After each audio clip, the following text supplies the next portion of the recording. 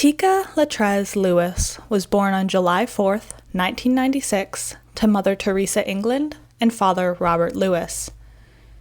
She had 5 siblings, one of whom, her sister Tamika, shared both of her parents. Her 4 additional half-siblings all had different fathers. When Tikka was very young, Robert served 4 years in jail for theft, and he was released in 2001. Unfortunately, his release would come 18 months after his daughter's disappearance. Tikka seemed to be growing up just fine with her mother and siblings. She was described as a quiet, shy girl who was definitely a mama's girl and loved her blankie, a blanket she carried around with her. She hated being picked up by strangers, or even people she knew but wasn't very familiar with yet, and would absolutely pitch a fit if she realized her mother wasn't around. She was also very afraid of the dark.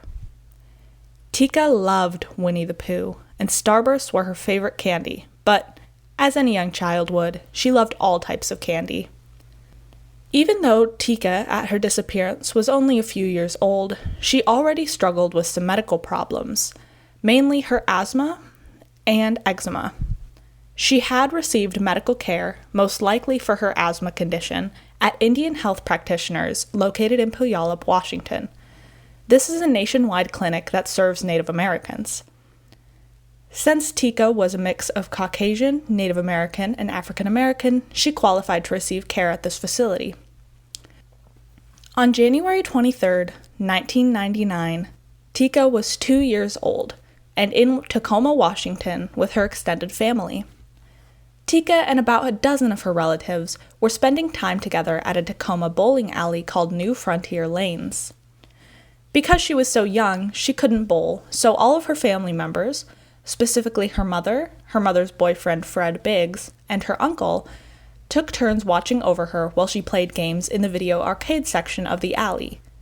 She was joined by some of her cousins.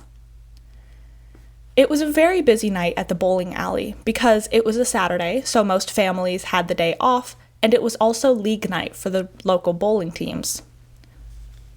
There was an exit located in the game room that Tikka was playing in, about 6 feet from the last ride she was seen playing. Earlier that night, Tikka had tried unsuccessfully to win a teddy bear from a claw machine. After her uncle managed to win the bear for her, Tikka gave the toy to her baby sister, Tamika. It seems like she truly was a kind, generous, caring young child, despite how young she was. Teresa was the last person to watch Tikka. She stood at a vantage point that allowed her to see into the arcade room while also being able to watch her other family members bowl. At around 10 o'clock to 10:15, she saw her daughter sitting in the seat of a car racing video game. At around 10:30 p.m., Teresa checked the arcade again and found that this time, her daughter was missing. Teresa's sister, and I am going to butcher her last name, Dawn Sebpuski, said that Teresa only turned around for a few seconds, 10 to 15 at most, so whoever took Tikka must have done so very quickly. Now, this doesn't make total sense to me because Teresa stated that around 10 o'clock or 10:15 is when she last saw her daughter, but then she rechecked for her daughter around 10:30, 15 minutes later. What I think this might mean is that she saw her daughter switch over to the car racing video game in that earlier time period and was witnessing her playing that car racing game for about 15 minutes, turned around to watch somebody bowl, and then turned back around at around 10:30 and realized she had disappeared. After a few minutes of searching with the help of bowling alley employees and an off-duty police officer, Tikka's family alerted the Tacoma police officer who was working security for the bowling alley that night. The man made an announcement over the loudspeaker, and security stopped everyone from leaving the parking lot. Bowling was, for the most part, halted, although a couple sources state that because it was such a chaotic night, some people just didn't pay attention to the announcement and continued playing games with their family. The police were contacted very shortly after that announcement, within minutes of realizing Tikka was gone. Within hours of her disappearance, investigators officially decided Tikka was endangered missing, which means she was probably abducted. It had initially been believed that she may have just wandered off, but after a few minutes passed, and then a few hours, it became increasingly obvious that something terrible had happened to the child. The police, for their credit, were very quick to respond and used pretty much every tool at their disposal. They relied on tracking dogs, a helicopter equipped with infrared tech, and dozens of professional and civilian searchers around the arcade, the very same night as Tikka's disappearance. Even with all of this help, they failed to find any sign of the child. A roadblock was set up in the surrounding area for the next 24 hours, while police combed this area thoroughly in their search for Teekah. The exit door closest to Teekah, which I mentioned was about 6 feet away from the game she was last seen playing, was heavy enough to open that investigators didn't think Teekah could have opened it on her own. Remember, she was a very young child, and according to sources, this door had some heft to it, so it had to have been opened by a much older child or an adult. This kind of ruled out the idea that Teekah wandered off on her own, especially because her mother, the bowling alley employees, the off-duty police officer, and the security guard combed through the bowling alley itself and found no sign of her. Tacoma PD was soon joined by the FBI and the National Center for Missing and Exploited Children, who aided in the search efforts, with, unfortunately, no results. As I mentioned earlier, Teekah's biological father was actually in jail at this time, so a custodial abduction, the most common type of child abduction, was ruled out. Next, police questioned nearby registered sex offenders, searched the offenders' homes, and also investigated all of the bowling alley workers who had been on shift that night. Again, this turned up nothing. It was like Teekah had vanished into thin air. One witness claimed to have seen a 1980s or early 1990s Pontiac Grand Am pulling out of the parking lot around the time of Teekah's disappearance. But unfortunately, this car and its driver have never been located. The vehicle was maroon, had dark tinted windows, and had a large spoiler. There's some contention over the color of the car for a couple of reasons, so keep in mind that the car doesn't necessarily have to be maroon to be the car that was seen this night. Another witness claimed that a Caucasian man might have been following a child to one of the alley's exits. This man was described as being in his 30s, with shoulder-length brown hair, facial pockmarks, a mustache, and a large nose. Keep this description in mind. It's going to be important here in a couple minutes. 2 months before Teekah's disappearance, another incident with a child had actually happened in the bowling alley's bathroom. A father had taken his 4-year-old son to go bowling, and the boy went to the bathroom on his own. While the 4-year-old was in the bathroom, another patron of the bowling alley, unrelated to the boy or his father, entered the bathroom and found him lying on the floor, having been sexually molested. When the child was able to give a description of the man that sexually assaulted him, the security guards felt that they had seen him at the alley before. There was a strange sense of familiarity with his description. The assaulter had curly brown hair and a beard, and was wearing a cap with the word Husky on the front, probably alluding to the University of Washington's team, which is called the Huskies. This incident wasn't reported to police until the next day, because of a miscommunication between the boy's father and the security guards that resulted in the security guards not calling the police. From my understanding of the case, both parties thought the other had contacted authorities. A few weeks after this young boy was molested, a man matching the description of the attacker was caught trying to lure a 6-year-old boy from the arcade of the same bowling alley by claiming he was the boy's father. The boy's mother, who had been keeping an eye on him, saw this happening and approached the man confrontationally, calling for security as she did so. The man was escorted out of the building by security, and the mother mistakenly and understandably assumed they had filed a police report. A few weeks after Teekah's disappearance, someone put Tacoma police in touch with the boy's mother, who was startled to hear that the security guards had never notified police of the attempted abduction. Honestly, both of these stories just do not sit right with me. I can't believe that security guards at the bowling alley wouldn't automatically contact the police in both situations. In both cases, children were in very intense and real danger. In one, a child was attacked. He was probably traumatized for life. And yet, the security guards didn't even report this to police. 2 incidents happened within a month at the same bowling alley, and both times, the security guards failed to do their jobs correctly. At least the second little boy was saved by his mother's attention, but that first little boy was traumatized, and a day passed before police even knew about the incident. Wherever those children are now, I sincerely hope that they're doing okay.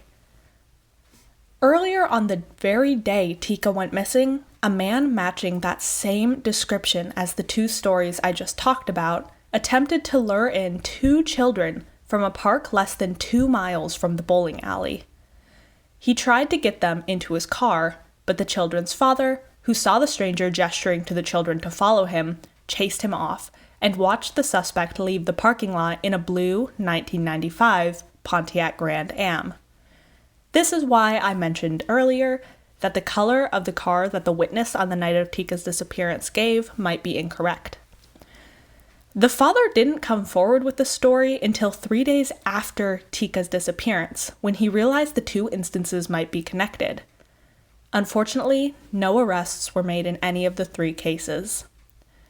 I'm a little bit horrified that the father of 2 children didn't report their attempted abduction to the police. There's no situation I can think about where that would be the appropriate response, because obviously it is very rare that if somebody is willing to actually go out and try to abduct children, that as soon as something gets in their way, they just give up. They're going to try again. Not only do you have a responsibility to your children to report that to police and help them be safe, but you have a responsibility to your community. There's a dangerous man walking around, and he didn't even report it until he realized a child had gone missing.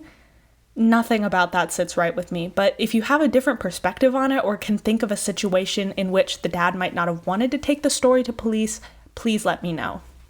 As you can see, these 3 stories are very troubling.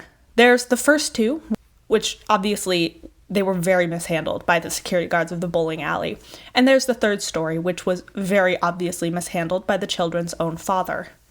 About a week or so after Tikka's disappearance, America's Most Wanted, a television show, filmed a segment about her disappearance in front of the bowling alley. One member of the crowd that surrounded this filming noted that another man in the crowd was behaving very strangely and had a pockmarked face, just like the man who had victimized and tried to victimize the 4 children I talked about earlier. At the time, the police had not released any potential appearance or demeanor of the suspect, and this witness reported the behavior of his own volition because he found the man that bizarre.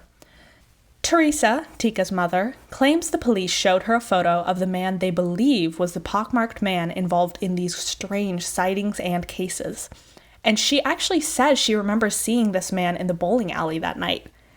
She also said she thinks that he followed along with her daughter's case on the Facebook page created for Teekah because his profile picture matched the picture police had for him.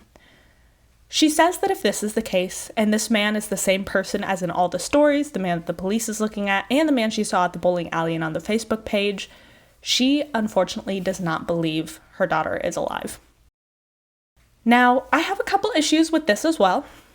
I'll discuss later why I take everything Teresa says with a little grain of salt. I do not think she's guilty, for the record. I do not think she's guilty or involved in her daughter's disappearance at all, but it's a very emotional situation, and I think because there are so many tensions and high emotions involving the case and involving Tikka's disappearance, I don't think Teresa is the best source of information on hard and true facts. This is what happened. We're just waiting on the paperwork, like that sort of thing. But again, I'll get to why I think that specifically in a moment.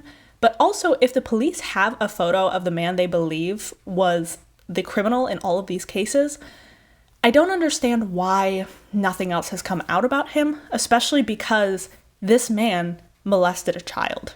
I mean, we don't know for sure that this was the man who took Tikka. We don't know for sure who tried to take the other children. But a little boy was molested. We have that very concrete crime with solid proof of it. So it seems very bizarre that we wouldn't hear anything about this potential suspect, unless, of course, the police just had the wrong person, and obviously they don't want to release his name, because that would be terrible for him if he was connected to a case like this. So, not really sure what's going on there, but because I'm not behind the scenes and I don't know what's going on with the police department, and they do seem to have been pretty on top of this case, I'll let it slide. Obviously, foul play is suspected in Teekah's case, but Teresa was ruled out as a suspect early on in the investigation, as were the other members of her family, both the extended family members that were at the bowling alley that night and other members of her family. Basically, the police do not believe that Tikka was abducted by a member of her family, which for anyone who's familiar with child abduction cases, that is incredibly, astronomically unlikely. Almost 3 days after Tikka's disappearance, a bundle of clothes was discovered by sniffer dogs in an overgrown area across the street from the bowling alley. The clothes were not mildewed, which was very strange given the time of year and the area. For anyone who has visited or lived in Washington state, you know that it rains a lot. And so if the clothes had been out there for an extended period of time, even the 3 days that had passed since Tikka's disappearance, they would most likely have mildew on them just from the moisture in the air. The items included a navy blue pea coat with the initials IS or JS written on the tag, off-white Lee jeans, and a Columbia button-down shirt. I couldn't find any sources saying that these clothes had been tested for DNA or that they had been connected to anything else. It's just sort of a detail that's out there and could potentially help in the investigation. They just haven't been able to connect it to anything quite yet. There were a few cases where investigators were sure they had found Tikka, or at least had picked up the trail to finding her. I'll spoil it now and tell you that obviously Tikka has never been found and none of these leads led to her, but I thought it would be worth mentioning and going over just in case somebody runs into one of these stories and doesn't realize that Tikka has already been compared to this person, this missing person or this found person. In 2001, the headless body of a 4-year-old recently murdered Jane Doe was found, who police initially thought was Tikka. However, DNA testing ruled out Tikka and identified this Jane Doe, who had been nicknamed Precious Doe, as Erica Michelle Marie Green. In 2006, a private investigator hired by Tikka's family found an adopted girl living in a Dallas, Texas RV park who matched Tikka's description and age down to the specifics of the girl's earlobes. Teresa was sure this was her daughter, especially after seeing pictures of her, and claimed she had seen the girl's mother at the bowling alley on the night of Tikka's disappearance. However, the adopted girl's DNA was tested, and she wasn't Tikka. Now, I have some issues with this story. Seems to be an ongoing theme with this case. And this is also specifically why I believe everything Teresa says should be taken with a little bit of a grain of salt. Human memory is very fallible. There's no such thing as photographic memory. And if you are that emotional about an event, if you want something to be true so badly, you can convince yourself of anything. I'm not blaming Teresa at all. I don't think she's guilty. And I honestly think she believed this was her daughter. I can't even imagine the pain she's gone through, missing her child. But obviously she was incorrect about this story, so it stands to reason she would be incorrect about the pockmarked man too. Like I said, I do believe that man is responsible for Tikka's disappearance, as I also believe he was responsible for the other 3 stories of children who were almost taken or were attacked. But I just wanted to put that out there, that Teresa has been caught not quite remembering things correctly. Again, not her fault. This is an awful situation. I can't even imagine her pain. But that's just something to keep in mind when you're reading things that she has said, statements that she has made. I also can't help but wonder what the adopted girl's family went through during this time to be accused of kidnapping or of buying a child from kidnappers, to have to test their child's DNA, and I'm sure that adopted girl was going through it as well if she understood what was going on.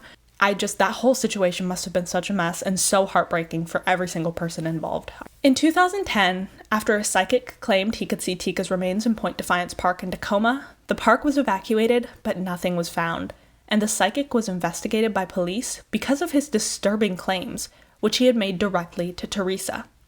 I have said it before, and I will say it again, psychics need to leave cold cases alone. Until there is hard scientific proof that psychics are real and what they can do is real, all they're doing is creating false hope in family members and then breaking their hearts. Obviously, people were so desperate to find this little girl that they were willing to believe a pseudoscientific man, and it turned out to be incorrect. This must have been unbelievably devastating for Teresa to finally get more hope, for the first time in 4 years, that she might find her daughter, just to find out that none of it was true. And the fact that the psychic made disturbing claims directly to Teresa instead of going to police, that tells me right there that he doesn't believe in what he's saying.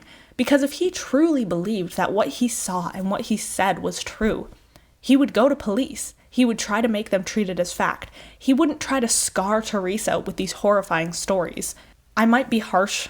I don't know the full story because I wasn't there, but just based on the stories that is put forward in the sources I have found, this man, to me, seems like an attention seeker who was willing to break the hearts of family members just to get a slice of the spotlight. In July of 2012, John William Black attempted to abduct a 3-year-old girl from another local bowling alley by gesturing for her to come to him and telling her that her mother was with him. Her father fortunately saw this and tackled John, even managing to punch him in the face at least once before security arrived. According to Teresa, John had claimed in police interviews after this attempted kidnapping to have seen Tikka on the night of her disappearance.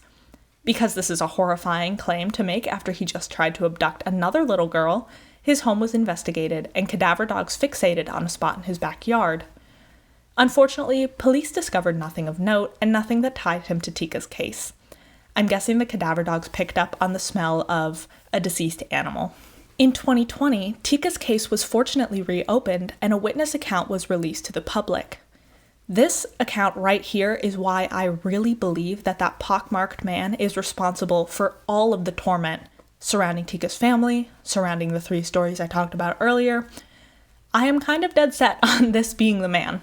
A boy who had been 17 at the time of Tikka's disappearance was spending the night at the bowling alley with his family.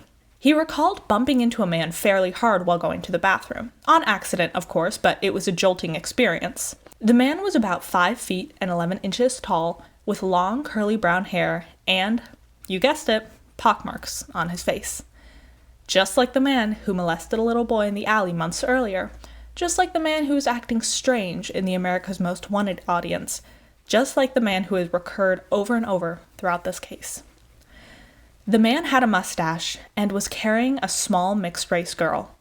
I remind you that Tikka was mixed race with 3 races. This encounter stuck out in the teen's mind because the man didn't acknowledge him in any way, despite this pockmarked man having run into the boy, not the other way around, and he viewed the man as being very rude for this. However, after seeing Tikka's disappearance on the news, he reported his sighting to the police, who were, unfortunately and obviously, unable to track down the man. This man is, of course, the new focus of the recently reopened investigation. While the time of his sighting isn't certain, the boy estimates it was around 10:15 p.m. because he hadn't yet heard the loudspeaker announcement and was leaving the alley as police were arriving. For context, I know I said that human memory shouldn't be trusted, and you might be thinking, well, the boy just reported it in 2020, how are we supposed to trust him? But actually, this witness reported the sighting in January of 1999 to police, but after reporting it, he was never contacted by them again. And over the following years, he often wondered if his information had been helpful whatsoever, or if it had just been another hang-up in the case. It would take a cold case investigator going back over all the collected information in Tikka's file to realize how important this sighting was. I sincerely hope this was just an oversight of people failing to connect all the stories about recently victimized children, but that's not an oversight that should be made. There were multiple accounts of children being abused and of people trying to take children from this bowling alley and from the area surrounding the bowling alley. Police should have absolutely connected those dots, especially in the years and years following Tikka's disappearance. Overall, I do believe, from the outside looking in, it seems like the police handled this case pretty well, especially right in the beginning, in that initial search period, but this was a huge blunder on their part, and I am just so grateful that the cold case investigator found this at all, and that he reopened Tikka's case. Tikka has the largest case file in Tacoma's cold case unit, with tons of binders stuffed to nearly overflowing with all the tips and clues investigators have received. However, none of them have panned out yet, although they are exploring, as I said, the pockmarked man. Teresa has provided her daughter's DNA to genealogical sites in the hopes that, if Tikka is still alive, as she hopes, she will one day take a DNA test out of curiosity, which would then connect her with the DNA that was already in the genealogical sites. Teresa and Louis, Tikka's father, have reconciled and seem to have married following their daughter's disappearance. Both make frequent media appearances pleading for their daughter's return or any information regarding her. Teresa's hope, her best case scenario, is that a family wanted a baby and illegally adopted Tikka. She's gone so far as to speculate that maybe a biracial couple wanted a child who specifically looked like she could be biologically theirs. This would mean, hypothetically, she is being loved and taken care of. However, the sightings of the pockmarked man, when put alongside the other sightings and stories, pretty much destroyed this hope, but Teresa refuses to give up. She covered her daughter's bedroom in Pooh Bear decorations and toys to celebrate each of her birthdays and missed holidays. Tikka, as I said, was a mix of Caucasian and Native American on her mother's side and African American on her father's side. She had black and curly hair with natural red highlights throughout and a streak of silver on the right side of her head, which was most visible when her hair was pulled back. Sources were unclear over whether or not the silver was naturally occurring. She also had brown eyes, pierced ears, and dimples. As I mentioned, Tikka suffered from eczema and asthma. She had patches of skin discoloration on her face and the left side of her buttocks. She also had a large birthmark on the left side of her buttocks. Her asthma was bad enough that she required medical surveillance and the use of an inhaler or ventilator. On the night of her disappearance, Tikka was wearing a green Tweety Bird sweatshirt, white sweatpants, and Air Jordan sneakers. She had a clear purse with a fish printed on it that was full of Starburst candies, her favorite candy, and quarters for the arcade machines. She was 3 feet tall and weighed 35 pounds. As I mentioned before, her DNA is available for testing. To reiterate one more time, the main suspect in her disappearance is a husky white man standing at around 5 feet 11 inches with a pockmarked face who has a thick mustache and shoulder-length curly brown hair. The night of her disappearance, the witness reported that the suspect was wearing faded jeans and a blue plaid shirt. If you have any information on Tikka, her disappearance, or the man who police believe took her, please contact one of the numbers in the description below. Please help bring this missing child home.